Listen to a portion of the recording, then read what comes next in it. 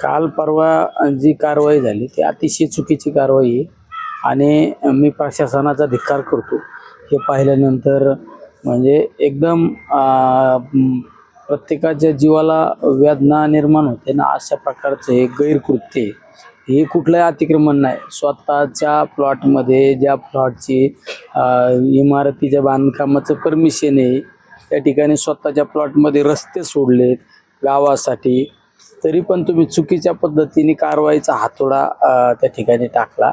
हे प्रशासनाने चुकीचं केलेलं आहे। त्या बाबतीत आता मी आमच्या वकील साहेब भगत साहेबांशी बोललो। आता मी आता येत्या अधिवेशनामध्ये हा विषय मांडणारच आहे, कारण या अधिकाऱ्यांनी ज्या अधिकाऱ्यांनी चुकीची कारवाई केली, पोलीस प्रशासनातले असो महसूल प्रशासनातले असो, त्यांच्यावर ग्रामविकास विभागातले कर्मचारी असो, यांच्यावर कडकात कडक कारवाई नाही, यांचं निलंबन झालं पाहिजे तात्काळ। ही माझी प्रामुख्याने मागणी असणार आहे। त्याचबरोबरीने आम्ही सुप्रीम कोर्टामध्ये याच्या विरोधात याचिका दाखल करणार आहे की ज्या अधिकाऱ्यांनी ही कारवाई केली त्यांच्यावर कारवाई तर केलीच पाहिजे, पण त्याचबरोबरीने ही जी नुकसान झाली, नुकसान भरपाई सुद्धा आम्हाला मिळाली पाहिजे, ही मागणी आहे।